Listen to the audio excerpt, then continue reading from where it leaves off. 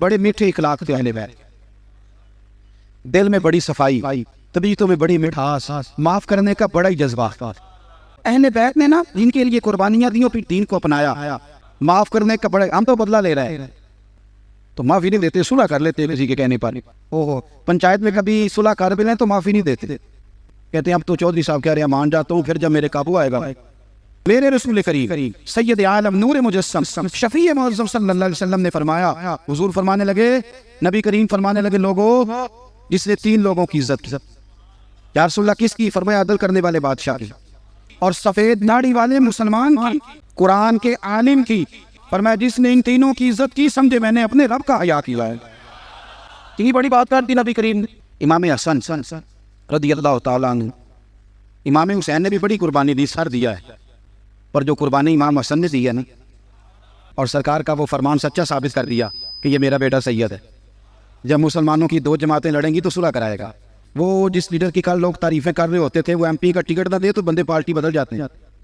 امام یہاں کونسلر کو بندہ چھوڑتا، کونسلری ایک سیٹ چھوڑنے کو تیار نہیں، پر امام حسن نے پوری حکومت چھوڑ دی اور میرے محبوب کی امت کو اکٹھا کر دیا۔ امام حسن اپنی ایک بیوی کو طلاق دینا چاہتے تھے، اتنے اختلافات ہو گئے کہ بات طلاق تک چلی گئی۔ امام حسین آئے، کہنے لگے بھائی سنا ہے طلاق دے رہے ہو بھابی کو؟ ماننے لگے ہاں۔ کہا کیا ہوا، جھگڑا کیا ہے بتائیے، کیا بات ہوئی؟ تو امام حسن مسکرا کے کہنے لگے حسین آپ نے قرآن مجید نہیں پڑھا؟ کہا پڑھا ہے۔ کہا اللہ فرماتا ہے ہن لباس لکم وانتم لباس لہن، مرد عورتوں کا لباس ہے، عورتیں مردوں کا لباس ہیں۔ وہ میری بیوی ہے، اس میں غلطیاں ہیں، طلاق دینے لگا ہوں، پر میں تو اس کا لباس ہوں نا، تو حسین میں اس کے پردے ڈالوں گا، میں تمہیں نہیں بتاؤں گا، غلطی ہوگی تو پردہ ڈالوں گا۔ امام حسین نے اٹھ کے امام حسن کا ہاتھ چوما، کہنے لگے بھائی جان آیت پہلے بھی پڑھی تھی، تفسیر آج سمجھ میں آئی ہے۔ اختلاف اتنا شدید ہے کہ طلاق ہو رہی ہے، پر غیبت کرنے کو تیار ہے۔ کچھ دنوں کے بعد امام حسن نے طلاق دے دی، تو امام حسین دوبارہ آئے، کہا بھائی اب آپ نے طلاق دے دی، ابھی بتا دیں اختلاف کیا تھا؟ تو امام حسن پھر مسکرائے، فرمانے لگے حسین وہ غیر محرم ہو گئی ہے، میں کسی غیر کی باتیں تیرے ساتھ کیوں کروں؟ غیر محرم بھی کی۔ امام حسین نے اٹھ کے سینے سے لگا لیا، فرمانے لگے مجھے ناز ہے اللہ نے آپ جیسا بھائی عطا فرمایا ہے۔ یہاں کیا سٹیٹس ہے پتہ ہے؟ ہماری میٹنگ کیا ہوتی ہے؟ گپ شپ۔ گپ شپ نا چگلی کا نام بدل کے ہم نے گپ شپ رکھا ہے۔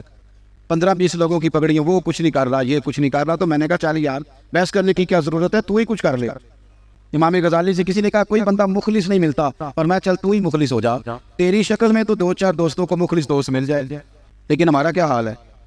شک کی بنیاد پر ہی، شک کی بنیاد پر ہی ایسی بدگمانیاں، بری باتیں، اس سے انسان کا اپنا من میلا ہوتا ہے، زبان قتلی ہوتی۔ کسی کا کیا جائے؟ وہ مولوی کتنے بڑے پیسے کھا گیا مدرسے کے، تو میں نے کہا تم نے جتنے دیے تھے میرے ساتھ چلو، میں تمہیں حساب لے دیتا ہوں، باقی اگر کہیں اور سے آئے تھے کوئی اور کھا گیا تو تمہیں ہاتھ ملنے کی کیا ضرورت ہے؟